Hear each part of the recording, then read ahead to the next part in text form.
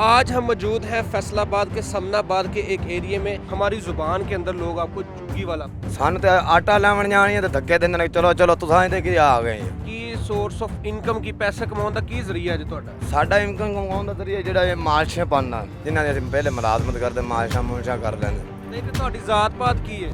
ਸਾਡੀ ਜਿਹੜੀ ਇਹ ਅੱਲਾ ਦੀ ਬਣਾਈ ਹੋਈ ਜ਼ਾਤ ਇਨਸਾਨ ਹੈ। ਉਹ ਤਾਂ ਸਾਨੂੰ ਬੱਟੀ ਵੀ ਆਉਂਦੇ ਮੁਸਲੇ ਵੀ ਆਉਂਦੇ ਨੇ।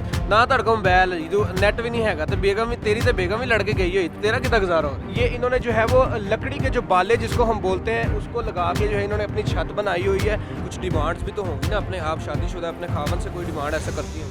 बिस्मिल्लाहिर्रहमानिर्रहीम। मैं हूँ आपका होस्ट अरसलान चौधरी और आप देख रहे हैं रावल न्यूज़ फैसलाबाद। नाज़रीन, आपने बहुत से इंटरव्यू देखे होंगे कि लोग जो है वो बड़ी गाड़ियों वाले महलों वाले को लोग इंटरव्यू करते हैं। आज हम मौजूद हैं फैसलाबाद के समनाबाद के एक एरिया में। हम करने जा रहे हैं एक झुग्गी वाले का इंटरव्यू और हम उनसे पूछेंगे कि वो अपनी ज़िंदगी जो है वो कैसे गुजर बसर करते हैं, उनको किन मुश्किलात का सामना करना पड़ता है या वो अपनी ज़िंदगी से खुशहाल हैं या नहीं है। तो ये तमाम तर बातें जो है वो आज आपको इस प्रोग्राम में मिलेंगी। तो देर किस बात की, आइए जानते हैं इसी प्रोग्राम के अंदर। अगर मेरा कैमरामैन आपको दिखा सके कि इस वक्त हम जो है वो समनाबाद के एरिया में मौजूद हैं और ये लोग जो हैं वो बहुत ही सादा ज़िंदगी, बिल्कुल जो है वो सादा ज़िंदगी गुजार रहे हैं। ये एक झुग्गी वाले हैं और हम इनके पास चलते हैं, इनसे पूछते हैं कि इनको जो है वो किन मुश्किलात का सामना करना पड़ता है या इनकी रोज़मर्रा ज़िंदगी जो है वो कैसे गुजर बसर होती है। हम लोग जो है वो इतने बिज़ी हो चुके हैं अपनी लाइफ के अंदर कि हमारा जो है वो वाईफाई के बगैर, इंटरनेट के बगैर बिल्कुल भी गुजारा नहीं है। तो आज इनसे जो है वो पूछते हैं कि ये कैसे अपनी जो है वो ज़िंदगी बगैर इंटरनेट के जो है वो गुजार रहे हैं या अपनी ज़िंदगी जो है वो बगैर पंखों के, लाइट्स के, टीवी के जो है वो कैसे गुजारते हैं। अस्सलाम वालेकुम जी, क्या हाल है भाईजान, ठीक है? ਅੱਲਾ ਦਾ एहसान। अस्सलाम वालेकुम। और सुनाएं। ਅੱਲਾ ਦਾ एहसान। हम ना आज एक प्रोग्राम लेके आए हैं आपके ऊपर। हमारी ज़ुबान के अंदर लोग आपको झुग्गी वाला बोलते हैं, ठीक है? तो हम आज देखना चाह रहे हैं कि आप लोग जो है वो कैसे ज़िंदगी बसर करते हैं और किन मुश्किलात का सामना करना पड़ता है आपको। ਬਾਈ ਜੀ ਐਸਾ ਤਾਂ ਇਹੋ ਗੱਲ ਆਣਾ ਕਿ ਇਹਦੇ ਦੀ ਮੁਸ਼ਕਲਾਤ ਹੈ। ਸਾਡੇ ਵਰਗੀ ਜ਼ਿੰਦਗੀ ਕੋਈ ਨਹੀਂ ਗੁਜ਼ਾਰ ਸਕਦਾ। ਬਗੈਰ ਪੱਖੇ ਤੋਂ ਸੌਣਾ ਬੰਦੇ ਨੂੰ ਬੜਾ ਮੁਸ਼ਕਲ ਹੁੰਦਾ। ਬੱਚਿਆਂ ਦਾ ਜਿਹੜਾ ਦੁੱਧ ਦਾ ਖਰਚਾ ਨਹੀਂ ਮਾਣ ਅੱਜ ਦੇ ਵਕਤ ਦੇ ਵਿੱਚ। ਆਟਾ ਬਹਰਾਮ, ਸਾਨੂੰ ਤੇ ਆਟਾ ਲੈਵਣ ਜਾਣੀ ਹੈ ਤੇ ਧੱਕੇ ਦਿੰਦੇ ਨੇ ਚਲੋ ਚਲੋ ਤੁਸੀਂ ਤੇ ਕੀ ਆ ਗਏ। ਇਹ ਤਾਂ ਰੱਬ ਦੀ ਜ਼ਾਤ ਹੈ ਜਿਹੜਾ ਰੋਟੀ ਪਾਣੀ ਟੁੱਕਰ ਆਪ ਚੱਲ ਕੇ ਦੇਈ ਜਾਂਦੇ ਨੇ। ਕੋਈ ਸਾਡਾ ਮਹੱਲੇਦਾਰ ਨੇ ਜਿਹੜਾ ਸਾਡਾ ਅਹਿਸਾਸ ਕਰਦੇ ਨੇ। ਔਰ ਇੱਦਾਂ ਦੀ ਜ਼ਿੰਦਗੀ ਜਿਹੜੀ ਜੀਵਣੀ ਹੈ, ਜਿਹੜੇ ਆਸ ਡੰਡਿਆਂ ਦੇ ਵਿੱਚ ਜ਼ਿੰਦਗੀ ਜੀਵਣੀ ਬਹੁਤ ਔਖੀ ਹੋਈ ਹੈ।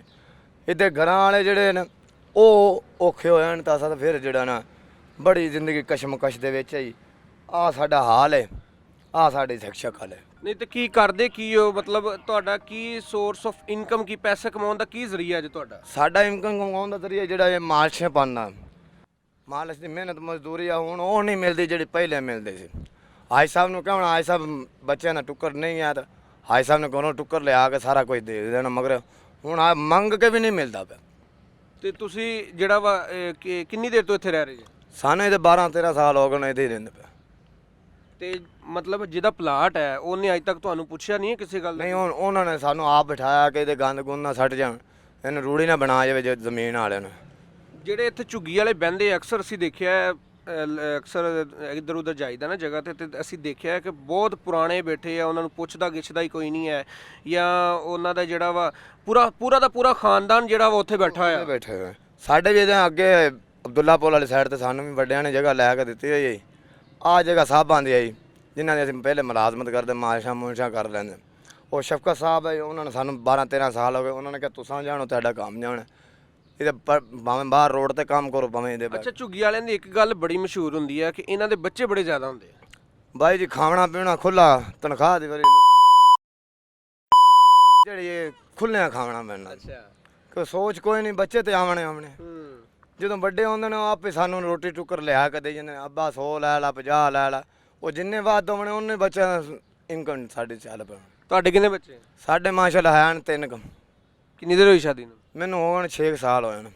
ਤੇ ਅੱਗੇ ਕੋਈ ਵਧਾਉਣ ਦਾ ਸੋਚਿਆ ਨਹੀਂ ਹੈ? ਆਏ ਉਹ ਸਵਾਣੀ ਲੜ ਕੇ ਗਈ ਪੇਕੇ। ਅੱਛਾ, ਮੈਂ ਡੀਕਦਾ ਪਿਆ, ਮੈਂ ਕਿਹਾ ਤੂੰ ਆ ਸਹੀ ਤੇਰੀਆਂ ਮੈਂ ਪੱਖੇ ਨਾਲ ਲੱਤਾਂ ਬਾਂਧ ਦੇਣੀਆਂ। ਨਹੀਂ ਤੇ ਉਹਨੂੰ ਆਪਣਾ ਇੰਟਰਵਿਊ ਭੇਜ, ਉਹਨੂੰ ਕਿਹਾ ਵੇ ਮੈਂ ਹੁਣ ਕੈਮਰੇ ਤੇ ਆਉਣ ਲੱਗ ਪਿਆ, ਟੀਵੀ ਤੇ ਆਉਣ ਲੱਗ ਪਿਆ ਵਾ। ਮੈਂ ਉਹਨੂੰ ਆਖ ਸਕਣਾ ਕਿ ਮੈਂ ਮੇਰੀ YouTube ਤੇ ਦੇਖੀ ਜਿਹੜਾ ਮੇਰੀ ਤੇ ਫੋਟੋ ਆਈ ਕਿ ਗੰਦੀ ਆਈ ਕਿ ਚੰਗੀ ਆਈ ਅੱਛਾ ਤੁਸੀਂ ਇਹ ਦੱਸੋ ਕਿ ਤੁਸੀਂ ਜਿਹੜਾ ਵਾ ਬਗੈਰ ਪੱਕੇ ਤੋਂ ਉੱਥੇ ਰਹਿ ਰਹੇ ਕਿੱਦਾਂ ਗੁਜ਼ਾਰਾ ਕਰ ਲੈਂਦੇ ਹੋ? ਸਾਰਾ ਟਾਲੀ ਦੇ ਨਾਲ ਜਿਹੜੀ ਛਾਂ ਮਿਲ ਜਾਂਦੀ ਹੈ, ਆਬੋ ਹਵਾ ਠੰਡੀ ਆਂਦੀ ਟਾਲੀ ਦੀ ਵਜ੍ਹਾ ਨਾਲ। ਇਹਦੇ ਵਿੱਚ ਛਾਪਰ ਲਾਇਆ, ਸਾਰਾ ਕੁਝ ਲਾ ਕੇ ਇਹਨੂੰ ਠੰਡਿਆਂ ਰੱਖਣ ਵਾਸਤੇ ਕੀਤਾ ਹੈ। ਤੇ ਜਿੱਥੇ ਤੁਸੀਂ ਬੈਠੇ ਇੱਥੇ ਬੜੀ ਗੰਦਗੀ ਹੈਗੀ ਹੈ, ਇੱਥੇ ਕੋਈ ਮੱਛਰ ਵਗੈਰਾ ਨਹੀਂ ਲੜਦਾ? ਸਾਰੇ ਇਹਦੇ ਮੱਛਰ ਇਦਾਂ ਹੈ ਕਿ ਜਿੱਦਾਂ ਇਤਨਾ ਆਵਾਮ ਨਹੀਂ ਹੈ ਜਿਤਨਾ ਮੱਛਰ ਹੈਗਾ। ਇਦਾਂ ਹੀ ਹੈ। ਤੇ ਰਾਤ ਨੂੰ ਸੌਣ ਲੱਗਿਆ ਨਾ ਇਹਦੇ ਚਪੇੜ ਮਾਰਨੀ, ਇਹਦੇ ਮਾਰਨੀ, ਕਦੀ ਇਹ ਜਿਹੜਾ ਨਾ ਆਪ ਉੱਠ ਕੇ ਬਹਿ ਜਾਵਣਾ ਕਿ ਕਿਹੜੀ ਵੇਲੇ ਆਵੇ ਕਿ ਦਿਨ ਚੜ ਜਾਵੇ, ਕਿਉਂਕਿ ਰਾਤ ਨੂੰ ਉਹਨੇ ਮੱਛਰ ਨੇ ਖਾਣਾ ਹੀ ਖਾਣਾ। ਅੱਛਾ ਤੇ ਸਾਨੂੰ ਜਿਹੜਾ ਹੈ ਨਾ ਡੇਂਗੀ 2-3 ਵਾਰੀ ਸਾਨੂੰ ਆ ਗਏ ਡੇਂਗੀ ਵਾਲੇ, ਉਹ ਭਾਈ ਤੁਹਾਨੂੰ ਡੇਂਗੀ ਆ, ਮੈਂ ਕਹਿੰਦਾ ਨਿਕਲੋ ਅਸੀਂ ਪੈਦਲ ਫਿਰਨ ਨਾਲ, ਸਾਨੂੰ ਕੋਈ ਡੇਂਗੀ ਡੂੰਗੀ ਨਹੀਂ ਚਾਹੀਦਾ। ਹਾਂ ਸਹੀ ਗੱਲ ਹੈ। ਡੇਂਗੀ ਆਪਣੇ ਕੋਲ ਰੱਖ, ਮੈਂ ਅਸਾਂ ਡੇਂਗੀ ਆਂਦੇ ਮੋਟਰਸਾਈਕਲਾਂ ਨੂੰ। ਨਹੀਂ ਤੇ ਤੁਹਾਡੀ ਜ਼ਾਤ ਪਾਤ ਕੀ ਹੈ? ਸਾਡੀ ਜਿਹੜੀ ਅੱਲਾ ਦੀ ਬਣਾਈ ਹੋਈ ਜ਼ਾਤ ਇਨਸਾਨ ਹੈ। ਉੱਦਾਂ ਸਾਨੂੰ ਬੱਟੀ ਵੀ ਆਂਦੇ, ਮੁਸਲੇ ਵੀ ਆਂਦੇ ਨੇ, ਅਸਾਂ ਆਪਣੇ ਮੁਸਲਮ ਸ਼ੇਖ ਦੇ ਵਿੱਚ ਸ਼ੁਮਾਰ ਆ। ਮੁਸਲਮਾਨ ਜੀ ਤੁਸੀਂ? ਹਾਂਜੀ ਮੁਸਲਮਾਨ। ਰੋਜ਼ੇ ਰੋਜ਼ੇ ਰੱਖਦੇ ਹੋ? ਹਾਂਜੀ ਹਾਂਜੀ। ਤੇ ਗੁਜ਼ਾਰਾ ਕਿੱਦਾਂ ਹੋ ਰਿਹਾ ਕਿ? ਅੱਲਾ ਦੇ ਆਸਰੇ ਤੇ ਬੈਠੇ ਹਾਂ, ਅੱਲਾ ਦੇ ਨਹੀਂ ਜਾਂਦਾ ਹੈ। ਸ਼ਾਕਰ ਰੱਬ ਦੀ ਜ਼ਾਤ ਦੇ ਬੰਦਿਆਂ ਦੇ ਹੱਥ ਵਸ ਹੁੰਦਾ ਤੇ ਭਾਈ ਜੇ ਕਤਲੋ ਗਾਰਤ ਹੋਈ ਹੁੰਦੀ। ਅੱਜ ਕੱਲ ਤੇ ਉਹ ਦੌਰ ਆ ਕਿ ਇੱਥੇ ਜਿਹੜਾ ਵਾ ਟੀਵੀ ਤੋਂ ਬਗੈਰ ਗੁਜ਼ਾਰਾ ਨਹੀਂ ਹੈ, ਮੋਬਾਈਲ ਤੇ ਇੰਟਰਨੈਟ ਤੇ ਖਾਸ ਗੱਲ ਜਿਹੜੀ ਹੈ ਟਿਕਟੋਕ ਤੋਂ ਬਗੈਰ ਗੁਜ਼ਾਰਾ। ਤੁਹਾਡਾ ਕਿੱਦਾਂ ਗੁਜ਼ਾਰਾ ਹੈ? ਭਾਈ ਜੈਸਾ ਤੇ ਪਤਾ ਹੀ ਕੋਈ ਨਹੀਂ ਕੀਤਾ ਕੀ ਬੁਲਾਵਣ, ਕਿਹੜੀਆਂ ਛਾਵਾਂ ਖਾਵਣ ਵਾਲੀਆਂ, ਕਿਹੜੀਆਂ ਪੀਵਣ ਵਾਲੀਆਂ। ਸਾਨੂੰ ਤੇ ਵੱਡੇ ਖਾਂਡੇ ਨੂੰ ਸਿੱਧੀ ਮਾਲਸ਼ ਦੱਸੀ ਰਾਤ ਨੂੰ, ਤੇ ਦਿਨੇ ਆਪਣਾ ਸੌਣਾ ਦੱਸਿਆ, ਤੇ ਰਾਤ ਤੋਂ ਥੋੜੀ ਦੇਰ ਪਹਿਲੇ ਜਿਹੜਾ ਨਾ ਦੀਗਰ ਦੀ ਨਮਾਜ਼ ਤੋਂ ਪਹਿਲੇ ਜਿਹੜਾ ਆਪਣਾ ਕੰਮ ਨਿਬੇੜ ਲੈਣਾ। ਨਹੀਂ ਦੋ ਚੀਜ਼ਾਂ ਨਾ, ਇੱਕ ਹੁੰਦੀ ਹੈ ਬੰਦੇ ਦੀ ਬੀਵੀ, ਠੀਕ ਹੈ, ਦੂਸਰਾ ਹੁੰਦਾ ਹੈ ਕਿ ਚਲੋ ਮੋਬਾਈਲ ਤੇ ਮਸਰੂਫ, ਟਿਕਟੋਕ ਵੇਖ ਲਈ, YouTube ਨਾ, ਤੁਹਾਡੇ ਕੋਲ ਮੋਬਾਈਲ ਨੈਟ ਵੀ ਨਹੀਂ ਹੈਗਾ ਤੇ ਬੇਗਮ ਵੀ ਤੇਰੀ ਤੇ ਬੇਗਮ ਵੀ ਲੜ ਕੇ ਗਈ ਹੋਈ, ਤੇਰਾ ਕਿੱਦਾਂ ਗੁਜ਼ਾਰਾ ਹੋ ਰਿਹਾ? ਮੇਰਾ ਗੁਜ਼ਾਰਾ ਇਹਦੇ ਹੁੰਦਾ ਕਿ ਮੈਂ ਨਾ ਕਦੀ ਇਹ ਕੋ ਮੋਬਾਈਲ ਲੈ ਕੇ ਉੱਥੇ ਗੱਲ ਕਰ ਲੈਣੀ, ਕਦੀ ਉਹਦੇ ਲੈ ਕੇ ਮੋਬਾਈਲ ਗੱਲ ਕਰ ਲੈਣੀ। ਇਹਨਾਂ ਛੋਰਾਂ ਨੇ ਨੰਬਰ ਮਿਲਾ के मैंने दे देना, मैं गल करता रहना। ये तो नाज़रीन देखा आपने कि इनकी जो है वो ज़िंदगी के अंदर बहुत ज़्यादा मुश्किलात हैं, मगर फिर भी जो है वो रब का शुक्र जो है कर रहे हैं। अगर मेरा कैमरामैन आपको दिखाए कि इधर जो है बहुत ही ज़्यादा गंदगी के ढेर लगे हुए हैं, पानी का जो है वो बहुत ही नाकस हाल है। इनकी जो ज़िंदगी है वो बिल्कुल जो है आप कह लें कि आम सादा बंदे से भी ज़्यादा जो है वो कमतर है। मेरा अगर कैमरामैन आपको इधर दिखा सकता हो तो इनके देखना है कि ज़रा अंदर आ जाएं।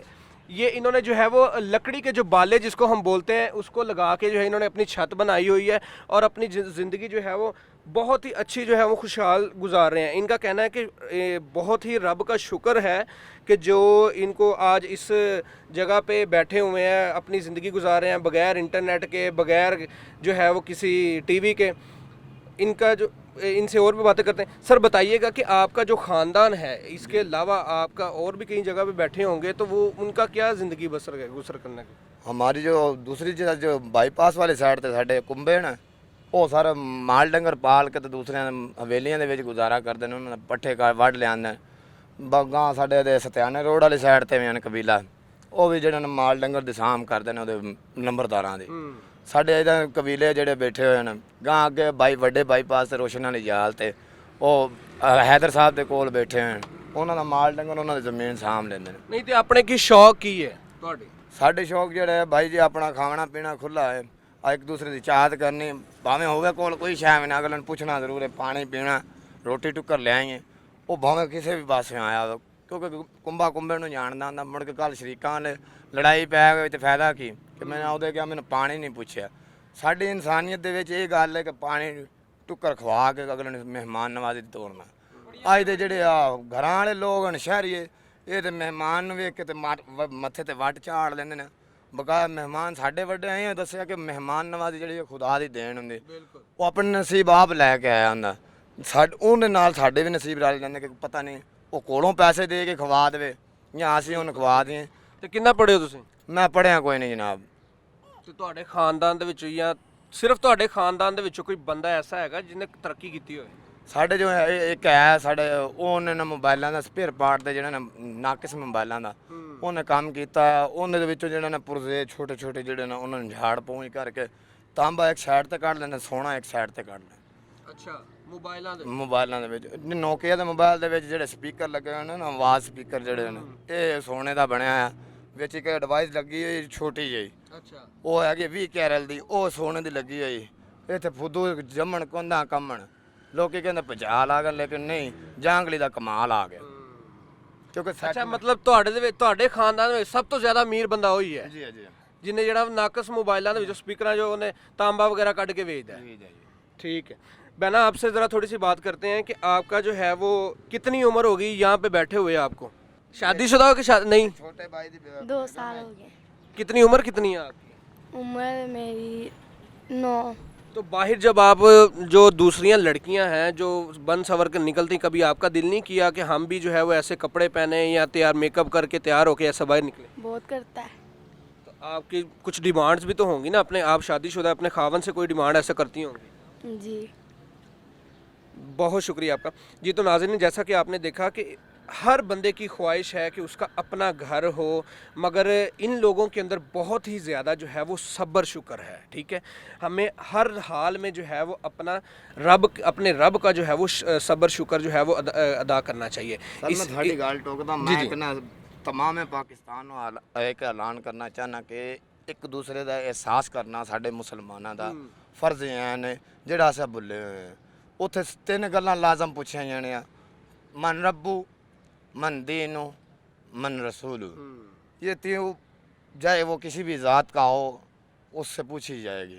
मैं तमाम मुसलमानों से ये गुजारिश करता हूँ कि एक दूसरे का एहसास करना चाहिए ना कि किसी को छोड़ के रास्ते में जाना चाहिए। मुसाफिर आजकल लूटा जा रहा है और शहरी एक दूसरे घरेलू परेशानियों में मुब्तला हैं। हर एक को परेशानी है लेकिन अल्लाह ताला रब्बुल इज़्ज़त 70 और 72 मफाद देता है हर इंसान को। इसको मैंने कहते हैं 142 मजमूआ जब इंसान संभालता है तो वो कहता है मैंने किया ये मैं कर सका मैंने ये किया नहीं। उसको खुदा ने देन दी थी और खुदा के हुक्म के बगैर वो कुछ ना कर सका। मैं तमाम मुसलमानों से और गुजारिश करूँगा अहले पाकिस्तान के वज़ीरों से छोड़ दो ये चोर बाजारी इंसानियत पर आ जाओ। मरना तुमने भी है वहाँ रोज़े महशर में हिसाब सबका है। नबियों को ना छोड़ा गया तुम तो हमारे कैंडिडेट हो। हमने भी जब अपनी आवाज़ उठा ली तो तुम्हें कोई ना देखेगा। कहाँ से आए टमाटर कहाँ से आए अंडे। बिल्कुल सही बात। हमने नहीं देखे आजकल डंडे हमने तो लगाए रखे हैं कुल्ली में भी डंडे।